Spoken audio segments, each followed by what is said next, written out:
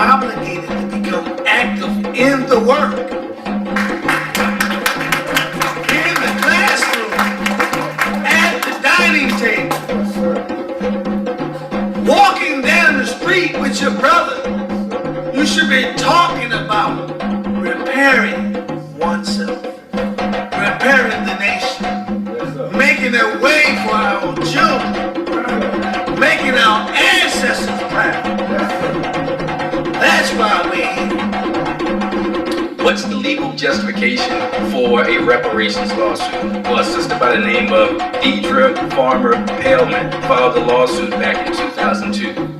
In Chicago, and it was about a $1.4 trillion lawsuit against Bank of America and Aetna and 6 other corporations. She lost that case when the district court in 2004-2005 ruled against her, not because her reparations lawsuit was bad, but because she lacked standing. In other words, they said, you got a good claim, but you don't have the right plaintiff. You don't have anybody who was enslaved. And because you don't have an enslaved person here to bring the lawsuit, then you have no victim. The theory was that there's no white person alive today who enslaved anybody, and there is no black person alive today who was enslaved.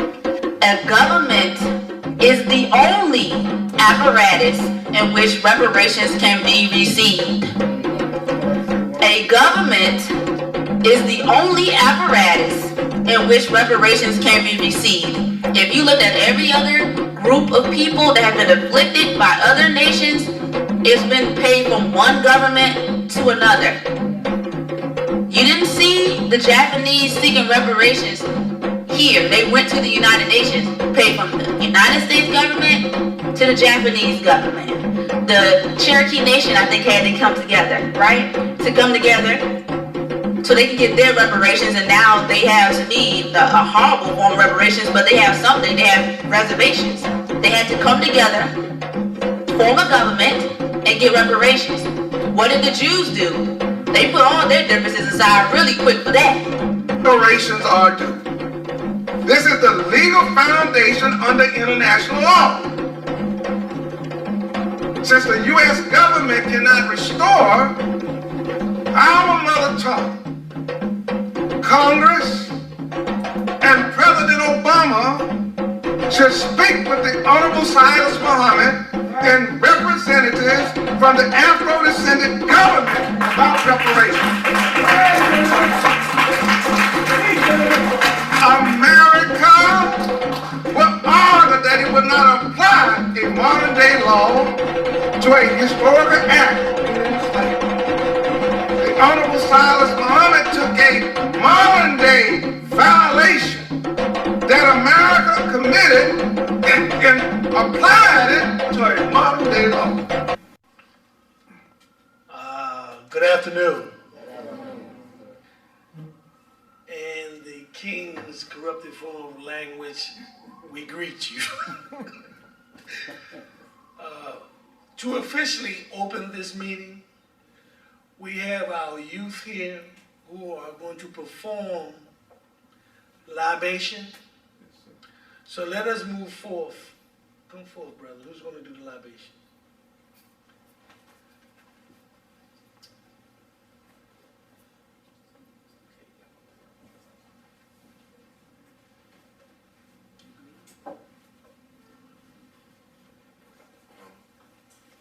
Explain it to me. Right, well, okay. Explain who you are, where you from. My name is Jasim Sanders, and I'm from West Philly, and I'm here on behalf of Imhotep Institute Charter High School. And I'm sorry, this plane is in my way. I need to find a good spot for this. Basically, libation is a ceremony that in school we perform it every morning, and it's basically just acknowledging your ancestors, and it's like, say in a movie how you might see a group of young black people together and one of them might pour 40 out or something like that, like 40 Day of Homies. It's basically like that. It's the same thing, but we use water in a plane. Okay, so there's a call and response in libation. I'll say a series of statements, and then afterwards I'll say Ashe, and in response you also say Ashe. So may I have permission from the elder to begin? Thank you. We pour libation for our ancestors, Ashe.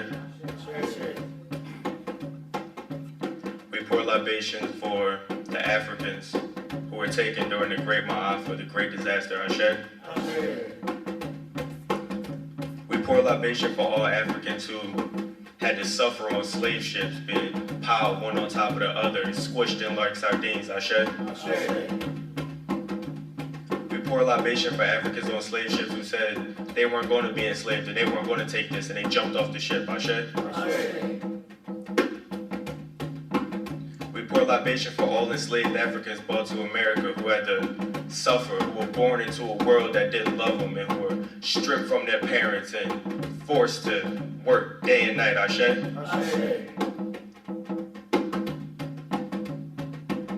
We pour libation for great African leaders who came before us, such as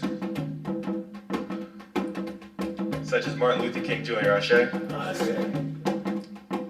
Such as Malcolm X, Ashe. Sojourner Truth, Ashe. Rosa Parks, Ashe. We pour libation for the Honorable Prophet Muhammad, Ashe. We pour libation for African Americans who had to sit through sit-ins and protests and boycotts and dog bites and dogs being sicked on them and sorry for that, and water hoses, Ashe.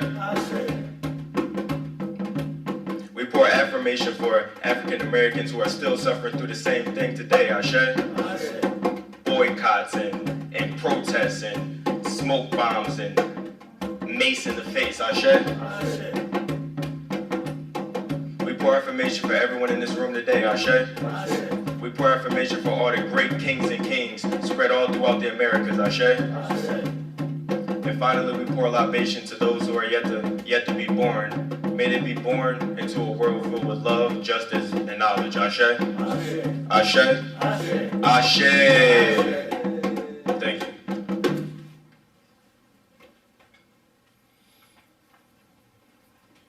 Let's give them a round of applause, please.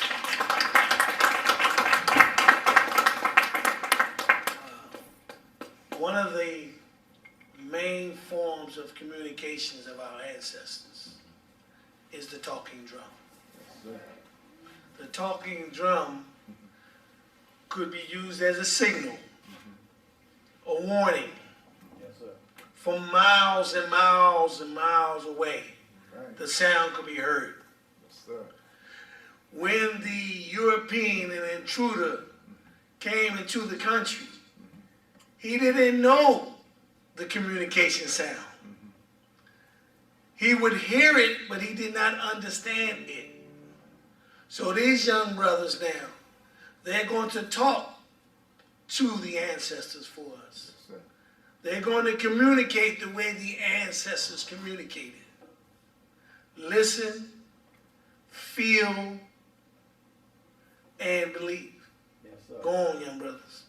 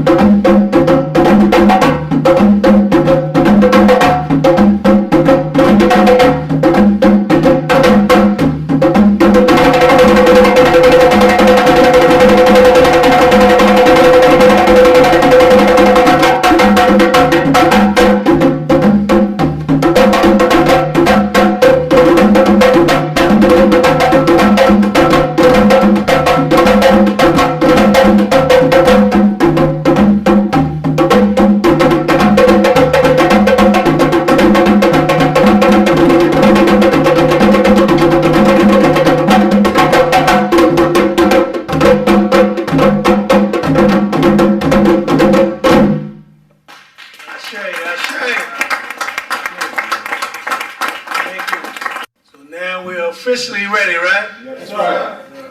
That's our youth. At one moment when those drums were beating, I felt like running. Did you feel like that? I felt like we were running from something. I was like, man, we got to run. Yeah, we got to go. We got to run. I mean, I was just in my mind, that's where I was going. You know, because it just was a part of my soul. It was touching the very core of self. Yes, sir. And that's what we're here to talk about. The repairing of self. Yes, sir. This is a movement that we're taking across the country. Right. Yes, sir. The reparations tour. Yes, sir. We're taking this movement across the country Yes, sir. to remind the people that they are obligated to become active in the work, Yes, sir. in the classroom, at the dining table, Yes, sir. walking down the street with your brother. Yes, sir. You should be talking about repairing oneself, Yes, sir. repairing the nation, Yes, sir. making a way for our children, Yes, sir. making our ancestors proud. Yes, sir. That's why we're here. Right. We're not here to justify reparations. Reparations justifies itself. Yes, sir. We're here to now talk about coming together to work and get this problem done. Yes, sir. That's why we're here. Right. So I welcome you to the International House in Philadelphia. I'm glad that you have made it safely, those who are here. You being here is impactful for us because it's important to us as individuals. So we thank you for coming out. I am Minister Ishmael from Philadelphia Mosque under the direction of the Most Honorable Silas Muhammad. I'm going to be your MC. Yes, sir. I'm not the one going to lay the message out for you. You ain't gonna bring no heat, sir. No, sir, I don't need to bring the heat. I got a lineup. I got a team. Okay. The team going to bring the heat. Speak about it, sir. See, I like that part. That this is a collective effort. Yes, sir. This is not an individual effort. Yes, sir. This is all of us coming together Yes, sir. to achieve a goal. Yes, sir. Nationalistic, atheist, Muslim, Christian, Yes, sir. it don't matter. Reparations is across the board. Right. Yes, sir. That's right. See, that one common thing we can talk about Yes, sir. is reparations. Yes, sir. See, we can argue about religion. Yes, sir. We can argue all day long about that difference.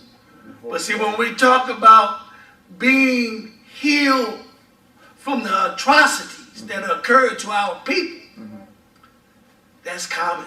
Yes, sir. When we sit here and say, I am communicating to you in a language that is foreign, it's not your native tongue. That's common.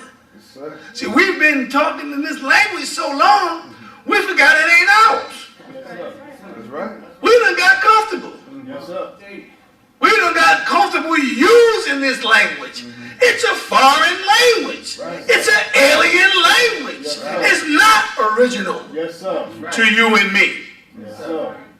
But we've been subsumed in this culture so long that now it's common to say to a brother and sister, hello. That's what we say. What that mean? What that mean, I don't know. But we say it. Yes, sir. How you doing, brother? Hell is low. What's up, dog? You know what I mean? Yes, sir. This language has become a part of us, our nature. But it should be a reminder of what has happened to us. Yes, sir. Why we need reparations. When you speak an English word out your mouth, you should be saying reparations.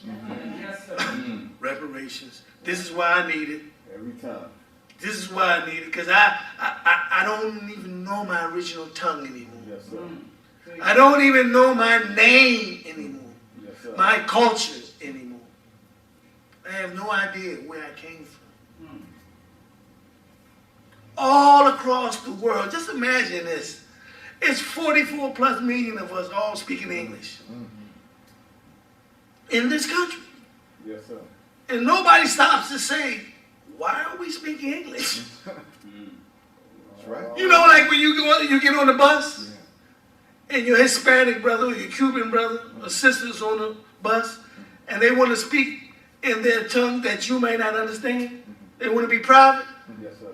And they switch gears on you and you get mad because you don't understand the language. Yes, sir. You know what I'm saying? Yes, But sir. they want to be private to themselves. Yes, sir. So they switch out of the corrupted King's English and they speak a language that's more natural to them. Yes, sir. It ain't theirs, but it's closer to what they may understand. It's a corrupted form of what they might have had. You know what I'm saying? Yes, sir.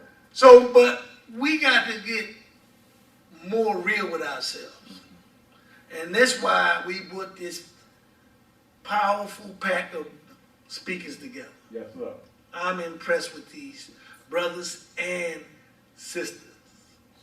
And before I bring up my next guest, I want to give you a political thought. The government of America in the 60s decided that they would come amongst the so-called African-American, Afro-American, looking for a Messiah. Now think about this. A political entity comes amongst a people whom they have taught that the Messiah was a religious entity, looking for that Messiah because they were afraid of what will occur in the political entity. You understand what I'm telling you? Yes, sir. Come on with it. That this Messiah was not what they gave us in the religious sense, but a savior in the political sense. Yes, sir. For the people. Yes, sir. All right? So that's where we're going. So our next brother is a brother that's native to Philadelphia, as far as I know. He has always impressed me in his sincereness and his contributions in dealing with the injustices wherever they may be. They say that he is a lawyer, but I say he's not a liar. Because lawyers, to me, entail being liars. They learn how to be intelligent liars. Good one. Michael is a revolutionary brother who fights injustice wherever they are. Yes, sir. Whether it's in the legal arena or outside. Yes, sir. He has always done this. It's his nature. He has even fought the illegality of the name. You know, his name in the legal realm is Michael Coard. But when I heard him speak, he says, I'm Michael X. And we know why he chose the X, right? Everybody knows that. Because he said what my original identity is unknown. So with that, it gives me great pleasure to turn this roster over to him. I want you to hear him and hear him with your inner ear. The ear which transports the intelligence of the mind. Yes, sir. Michael, can you come forth, please? Please.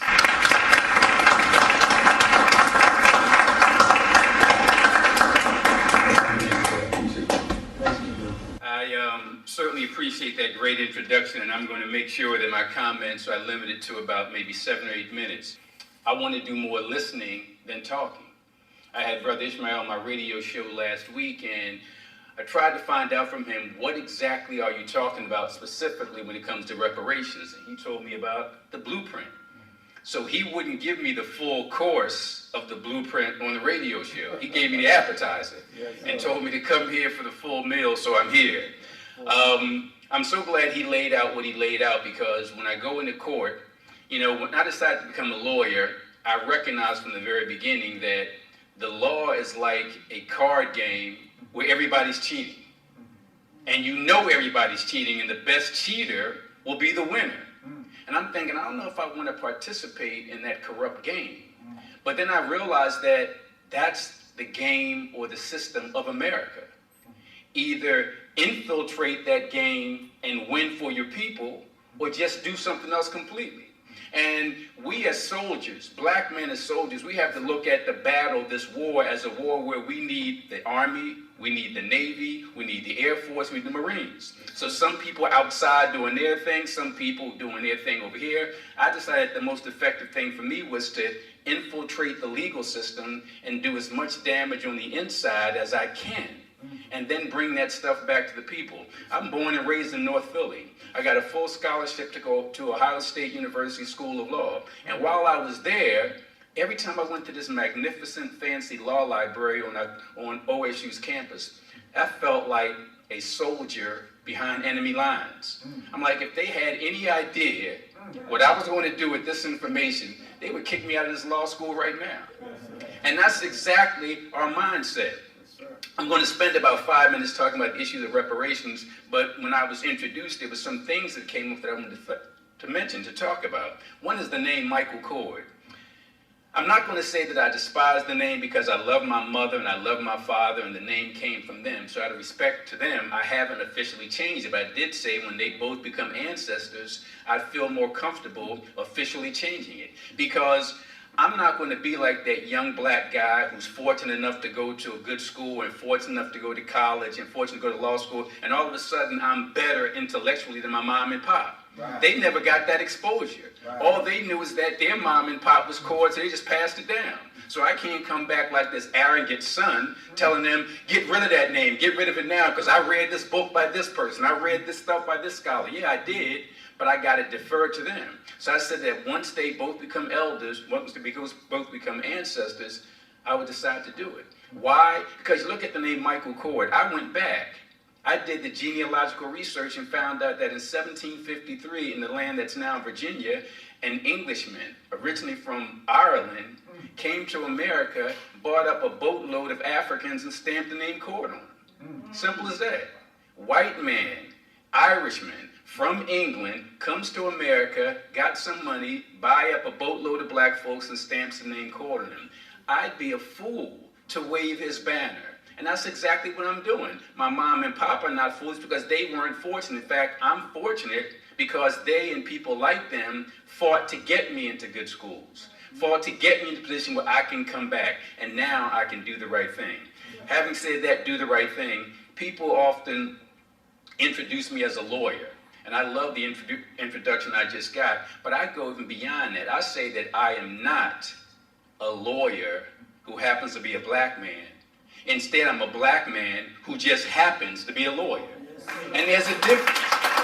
I'm simply using this legal thing as a means to an end.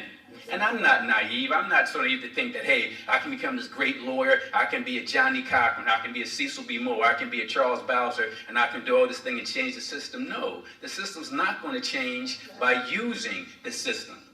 This whole attack on the system is like chopping down a tree. You're not going to chop down a tree with just one bang with the axe. You got to chip away. And that's exactly what I'm doing on the inside as a lawyer. And I don't even go to court to get justice. People are like, well, isn't that the whole goal of the law, to get justice? No. I understand the foundation of this American legal system. You know what they say, the apple doesn't fall far from the tree. If the root is corrupt, then the fruit is corrupt. And that's exactly what we got with the legal system in America. So I'm not so naive to think that I can go to these law libraries, I can do all this extra work, I can do all this exceptional research, and then I can come into court and argue to the judge and I'll get justice. No, you are a fool if you think that. They don't care about that. So my role, I mean, anytime you see, for example, and I always say that, yeah, black folks, each generation, things have gotten better for us. That's true to a certain extent, but in a certain extent, it's gotten worse. Yeah, sure.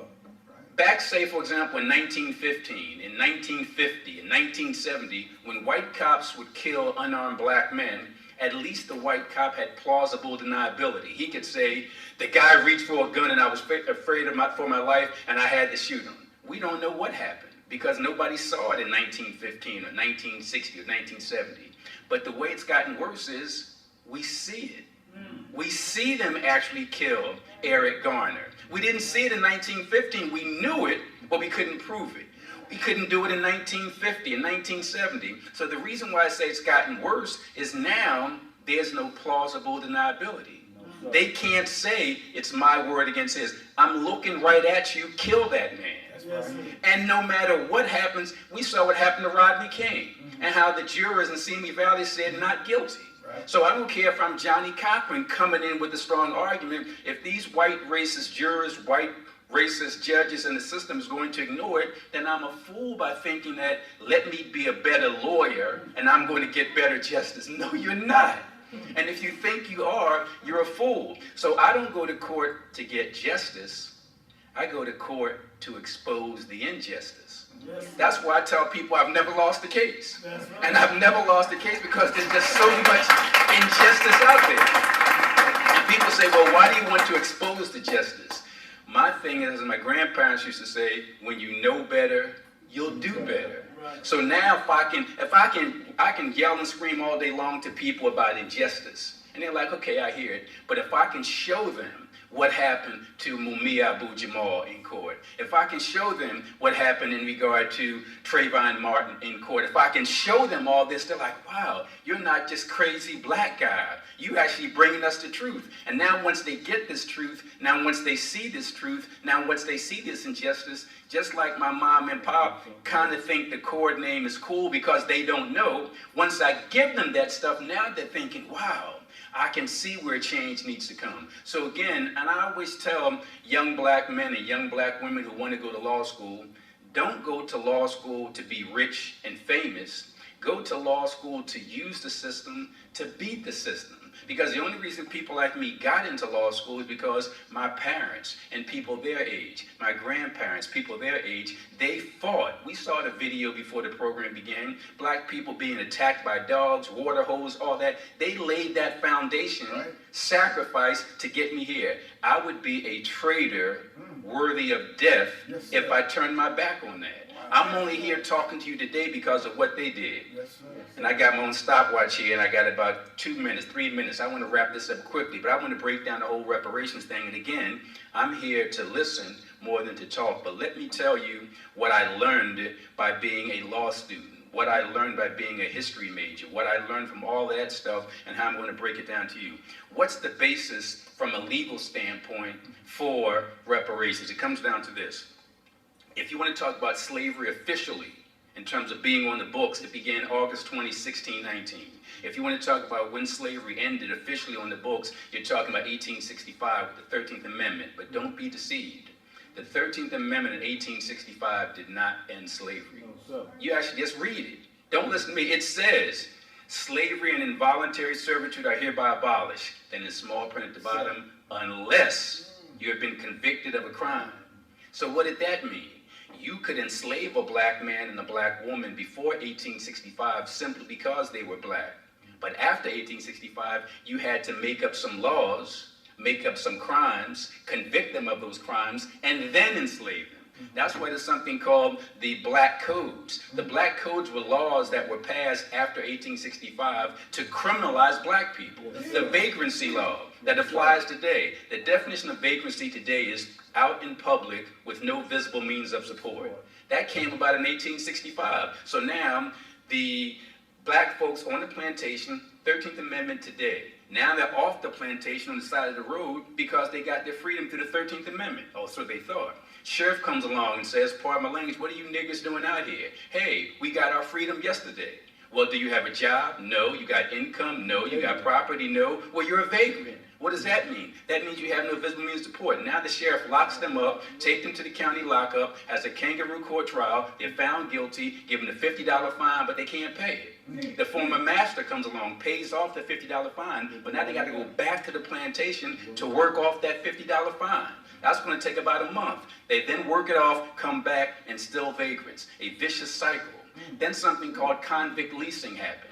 And convict leasing was the system realized that they could make up all these laws to imprison these black people, but they said, okay, it's good that we're locking up these black people, but we need to benefit in some way. So they decided to take these black people who are in jail and lease them out to the former plantation.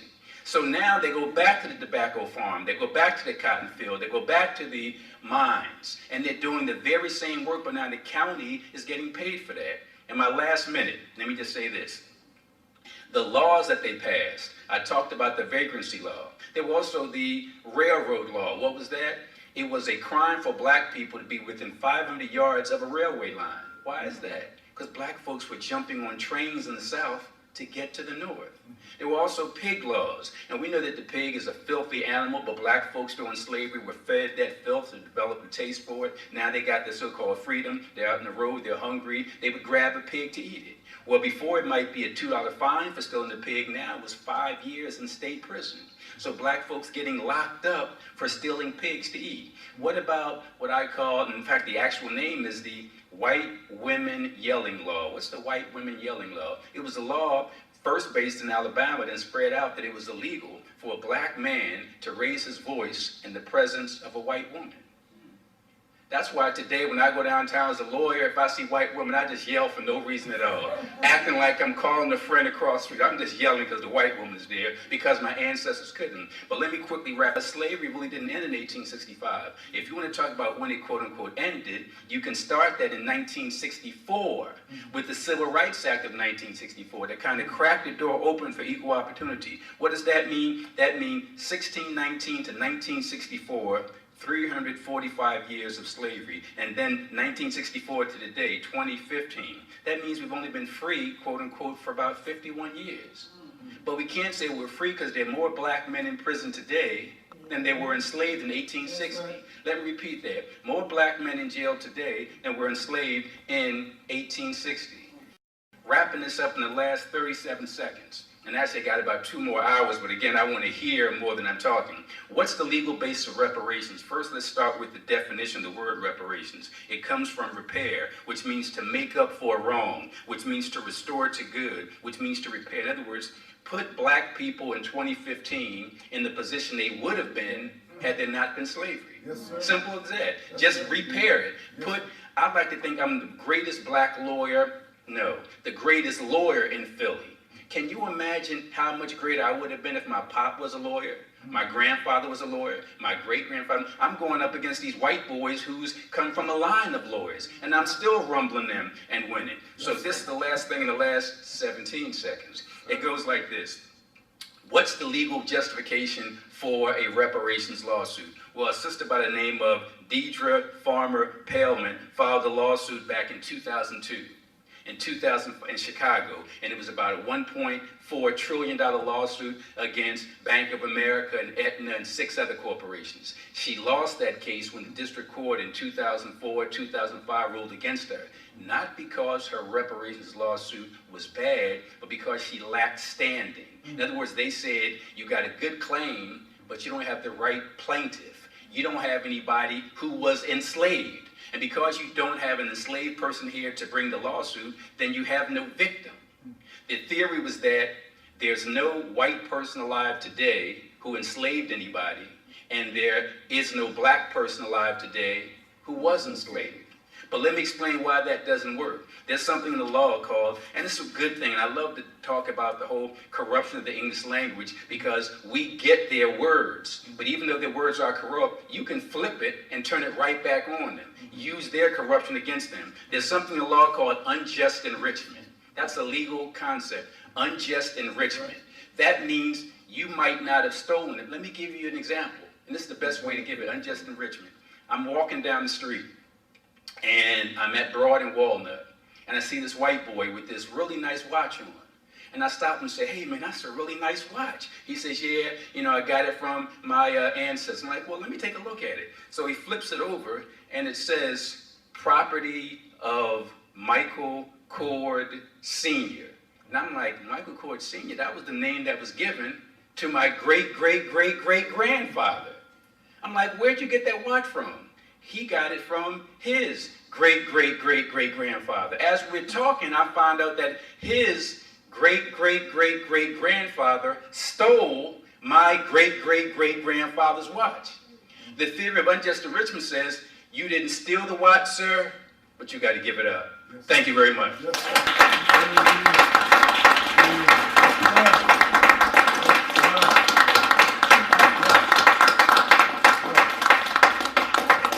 That's what we need, information. Yes, sir. Information, active information. Because that's where we're trying to move. We want to form committees in every city dealing with active information. Thank you, Michael. Thank you very much. One more time.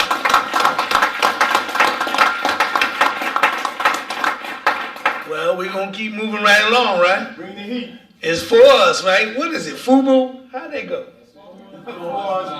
For us, by us, right? Well, that's where we at with reparations. For us, by us. We created this movement for the people, by the people, right? So we're going to give it to the people. All right? So they're not here, they're going to have to get it on the video. Anyway, my next speaker is a person that I really admire, actually, because she's a youth. And she kind of reminds me of what our forefathers would be saying if they were here. When she speaks, I think about the forefathers. You know what I mean? The elders, because she's that wise, that dedicated. You know, she was born into this. Imagine that. All your life. That's all you know, is to fight. Fight for what is right. Fight for a righteous cause. So much so that you begin to create a way to take how you feel global. So now she's on Twitter, Facebook. She can be reached by any social mechanism. She's a powerful young sister, and she's the main speaker's daughter. And when you hear her, you hear him. So without further ado, I'm just going to turn it over to my little sister. I love her very much. Celia, come on up here, please. Give her a round of applause.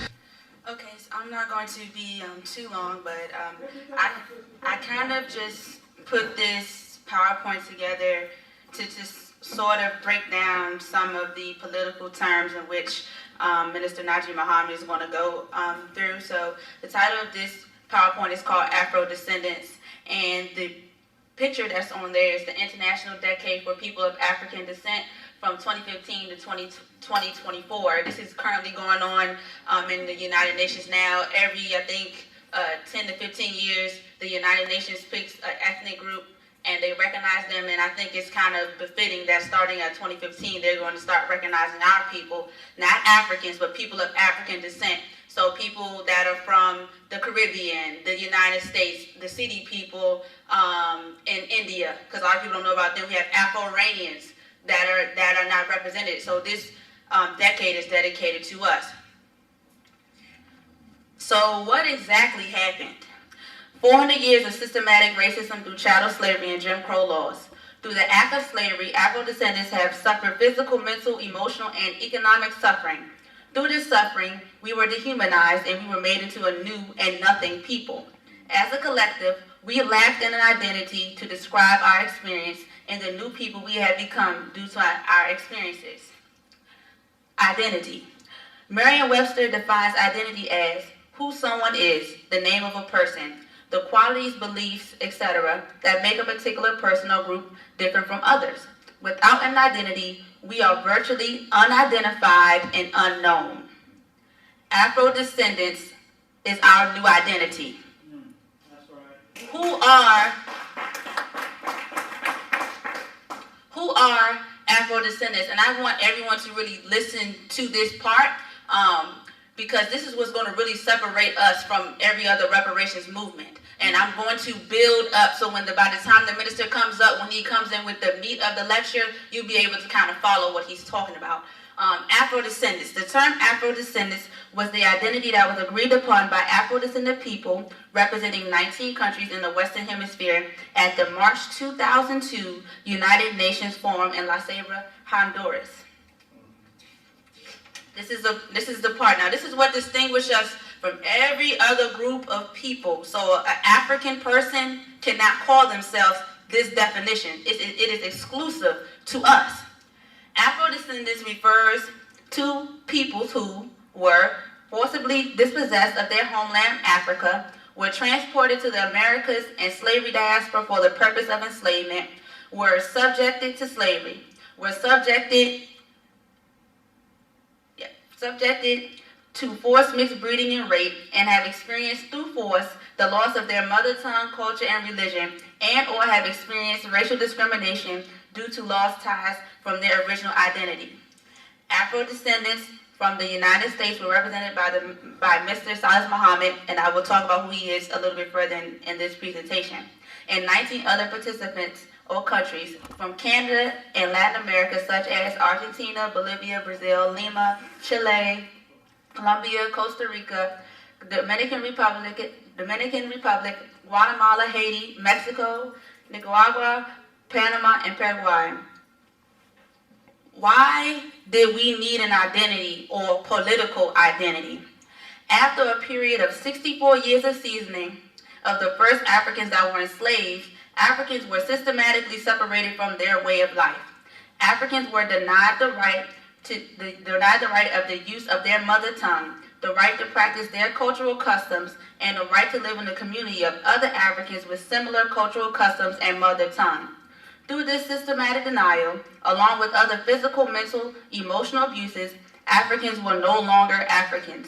They were stripped of their name, language, culture, identity, heritage, and customs. They were made into a new people.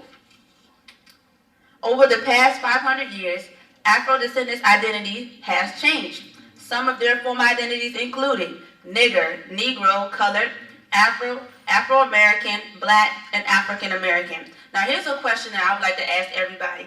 When you say African-American, what country does that link you to? Just America, but we know we're not indigenous to this country. If you see, and this is the International House of Philadelphia, you can ask one of these students who were born here, where are you from? I'm Nigerian American, I'm Chinese American, I'm Korean American. But the prefix of American links them back to a land. The prefix of African American links you to a continent. That makes no sense. That in itself shows me that we needed a new identity. Afro-descendants links us to descendants of Africa. We're going to go find this place, like the brother Minister Ishmael said, the place that we're going to go, but it's homeland. We're Afro-descendants. Only thing we know, that we're descendants from Africans. That's it. And we went through an experience, a common experience.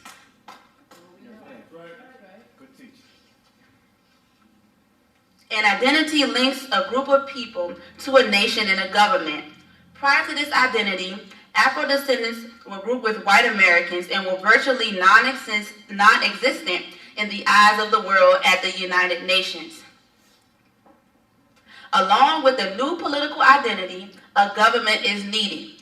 A government is the only apparatus in which reparations can be received. A government is the only apparatus in which reparations can be received. If you looked at every other group of people that have been afflicted by other nations, it's been paid from one government to another. You didn't see the Japanese seeking reparations here. They went to the United Nations, paid from the United States government to the Japanese government. The Cherokee Nation, I think, had to come together, right? To come together so they can get their reparations. And now they have, to me, a horrible form of reparations, but they have something. They have reservations. They had to come together, form a government, and get reparations. What did the Jews do? They put all their differences aside really quick for that. Hasidic Jew, progressive Jew, and then they was even fighting about whether or not they should even have the land in Israel. Some of them felt like they shouldn't even be there. And others felt like, yes, we do belong there. They don't belong there, but they got it. Paid from one nation to another. And what is that nation called? Israel. Right. They got it together really quick. Right.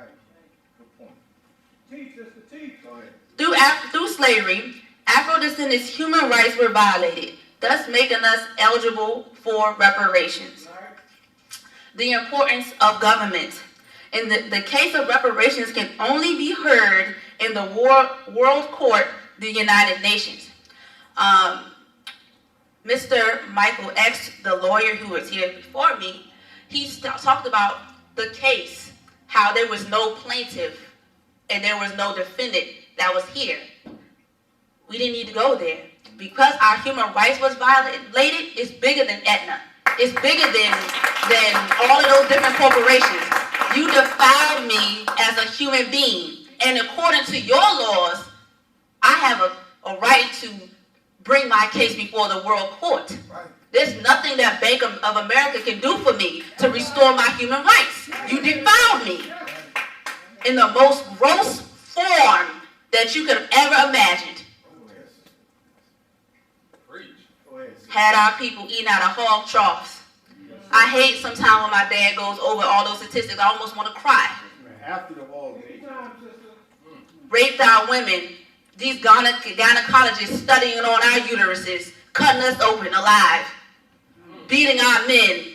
And they don't want to talk about the homosexuality that they did on our men, and they want to know where it came from.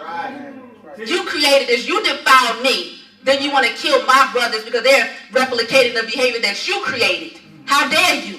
Yes, ma'am.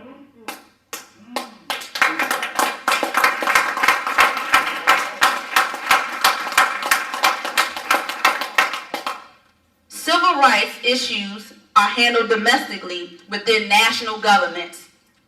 Civil rights issues are handled domestically within national governments. The civil rights movement happened where? Right here in America.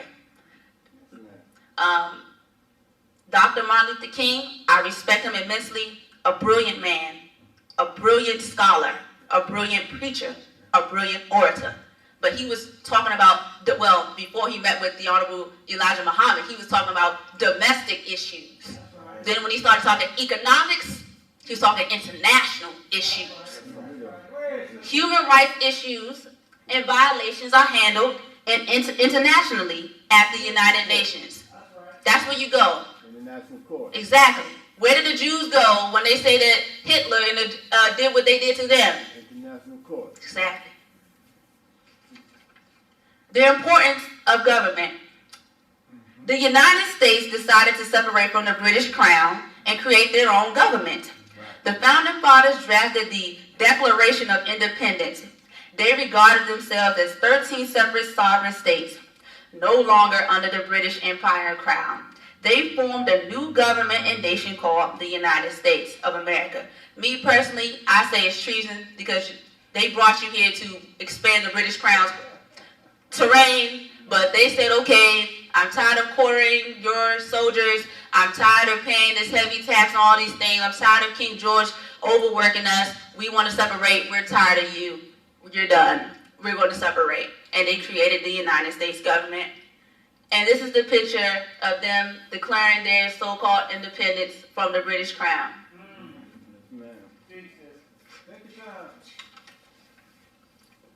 Malcolm X stated in the autobiography of Malcolm X, page 361, the American black man needed to recognize that he had a strong, airtight case to take the United States before the United Nations on a formal accusation of the denial of human rights. If you claim you love Malcolm X, if you claim you liked him after he left the Nation of Islam, you should be fighting for human rights. Period. That's what he taught. The Honorable Elijah Muhammad, peace be upon him, also talked about government.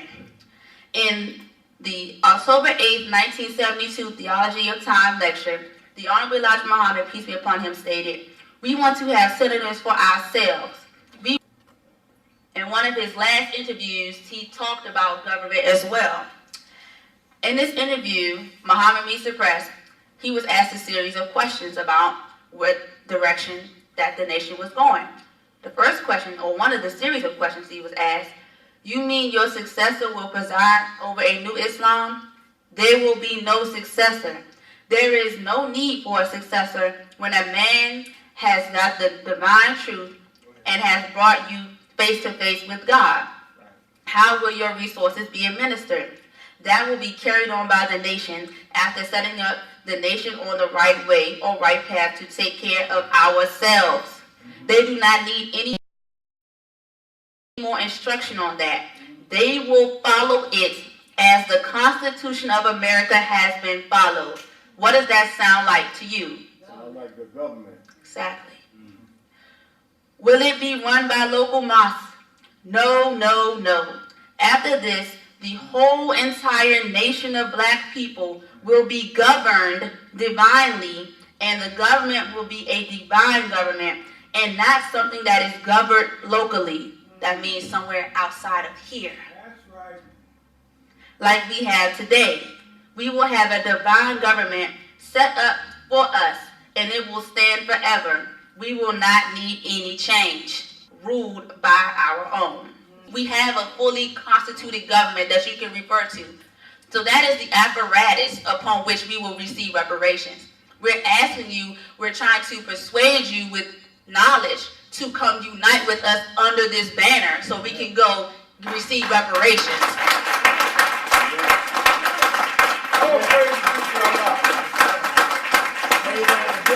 So we move from us being a nothing people. We have an identity now that we didn't like the Brother Shala said, it's not an individual, it was a collective cause with 19 other Afro-descendants, because we are late. If you go on Twitter and go on and hashtag Afro-descendants, our brothers and sisters in the Caribbean and South America have been using the word for years. We're the last group of people to not use it. So it's not just an effort by the Honorable Elijah Muhammad, it was a collective effort. We all are in agreement that we went through this experience, just on different coasts. Right. Got dropped off different places. Exactly. The government is for any Afro-descendants that meets the criteria set forth in the definition. I read the identity there. If you have went through that, which all of us in here have, you can be an Afro-descendant. The government is designed to serve the needs of all Afro-descendants as a whole, regardless of religious or political views. I'm a Muslim. I'm going to be a Muslim till I die. There's nothing, nobody's going to change that. But anyone else, you want to be a Christian? You can be a Christian. You want to be an atheist? You can be an atheist. You want to be a Hindu, a Jew? You don't want to worship anything? You want to worship a chair? As long as you're not doing anything immoral, do what you have to do. But I want you on this side with us.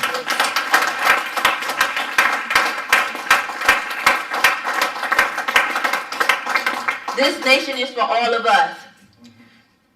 What are human rights? Human rights are the basic standards without which people cannot live in dignity. To violate someone's human rights is to treat the person as though she or he were not a human being. Yeah. What are reparations? Reparations is defined as a repairing or keeping in repair, the act of making amends, offering expectation, or giving satisfaction for a wrong or injury, something done or given as amends or satisfaction. Reparations is a principle of law that has existed for centuries, referring to the obligation of a wrongdoing party to redress the damage caused to the injured party. Under international law, reparations must, as far as possible, wipe out all of the consequences of the illegal act and reestablish the situation which would, in all probability, had existed if the act had not been committed. There is no way that this country or any of those foul governments of France, British Empire, any of those different places, Spain, could do to make us whole again. But what they can do is give us resources so we can go forth ourselves and not ask them for anything. That's what they can do. That's the best they can do, and that's what we're entitled to. That's the least that they can do. So we're asking for them to give us enough resources to at least put us in a place where we would have been had you not interfered. The man behind the mission, the Honorable Silas Muhammad. A lot of people know him as a spiritual figure, and he is a spiritual figure, but he's also a political figure. And he does not care, like I said, about your religion as long as you want. Or I would say this, his greatest desire is to unite black people under the government. That is his greatest desire, more than anything else. He's fought tirelessly on this endeavor with his wife, Queen Mashaki Muhammad. So this is who he is. I want you to remember this name if you don't remember anything else. Remember his name.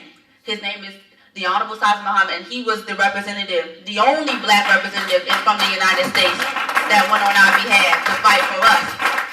I didn't see Jesse Jackson. I didn't see Al Sharpton. I didn't see those people. No disrespect to Mr. John Conyers. He was not there either. His work was great, though, because he wanted to go show us that this bill has sat on the table in front of the United States Congress for 20 plus years, and they're not going to tell him that it can't be done with nationally, domestically. It can only be done internationally. So I thank him for his work, because he's going to show us that we can't fight here. I thank Callie House for what she's done. She asked for a $5 a month pension plan. And for the white people that say, well, why did you ask back then? She did ask back then, and your forefathers decided not to honor it. So now we're coming to collect back pay. Pay up. A thumbnail sketch of Mr. Muhammad. He was a member of the Nation of Islam under the Honorable Elijah Muhammad, peace be upon him. Top Muhammad speaks salesman in the Nation of Islam. Possesses degrees in mathematics and history. He also took law courses. In 1977, he resurrected the Nation of Islam, renaming it the Lost Foundation of Islam, the first and only to continue the teachings of contemporary Islam as taught by the Honorable Elijah Muhammad. Delivered the first reparations petition to the United Nations in 1994. So this is 20 plus years of work. And they accepted it. They wrote it back, said received. So he went forth, and he kept going, and he kept going, and he kept going, and he kept going, until they figured out a way to destroy it, break down everything, so he couldn't go back. 1994 to 2008, that's a long time to keep going. He made over 30 trips to Geneva, Switzerland on our behalf, under the organization All for Freedom and Reparations and Emancipation. His oral statements and work are fully transparent and are available for your view at www.allforreparations.org. We're very transparent. We have nothing to hide here. We're not going to be spooky. You can go in there. He has all his full oral statements of what he's done, his track record. Because, we never believe when a black man does something, but the white man told us that he didn't do it. You would believe it, even though we have it on the internet. So you go forth for yourself and you can read it. And here's just some pictures of Mr. Muhammad, just if you want more proof that that's him and his wife, Queen Mashaki Muhammad, at the United Nations. There he is again. And there he is again with his wife, Queen Mashaki Muhammad. On January 14th, 2014, the Honorable Silas Muhammad released an open letter to President Obama, the United States Congress, and the Pope of Rome, addressing the issue of Afro-descendants and reparations. This earth-shaking letter will be read later on in the program. And as I close, important points to remember. Identity. From this day forward, when someone asks you who you are, say Afro-descendant. That links us, that gives us the power, the political power that we need. Do not call yourself black. That's a shade of color. African American does not link us to a country or a government. It doesn't. A black, like I said, it's a shade of color. Negro is just the Spanish version of black. It doesn't link us to anything. When you say Afro-descendant, it links us to a whole group of people around the world that share a common experience, despite cultural differences. The identity is recognized internationally and is being used by peoples of African descent around the world. A government is the only apparatus that can be used to receive reparations. Our government name is the Afro-Descendant Nation. So see how that identity links us to a government? Afro-descendant. Afro-descendant nation is named by our government. Reparations is paid from one government to another. And reparations is an international issue, not a domestic one. I leave you with this quote by Thomas Jefferson. Every man and every body of men possesses the right of self-government. Thomas Jefferson, Opinion on Residence Bill, 1790. If he says that, and he said that in 1790, then he would not be upset that we were doing what we're doing now, and at least his children that he had with Sally Hemings could even benefit from it. So, one last thing. We also had an economic stimulus plans from 2009.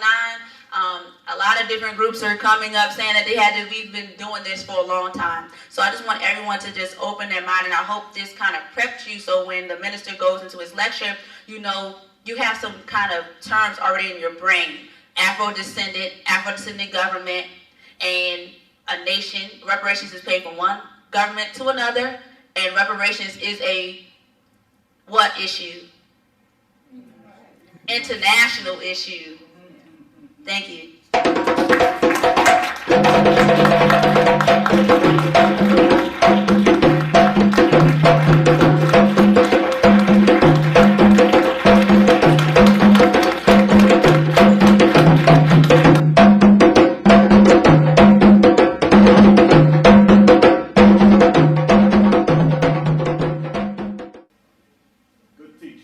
What do you want, black man? Heaven on earth. What do you want? If you want it, you're going to have to stand up and go get it. Yes, sir. There's no pie in the sky. Jesus is not coming back. He hasn't come back. No, sir. So what are you waiting on? It's been 2,000 years, brother. That's a long time. The Honorable Elijah Muhammad is not coming back, black man. He been gone for 40 years. Right. What you gonna do, black man? Stand right.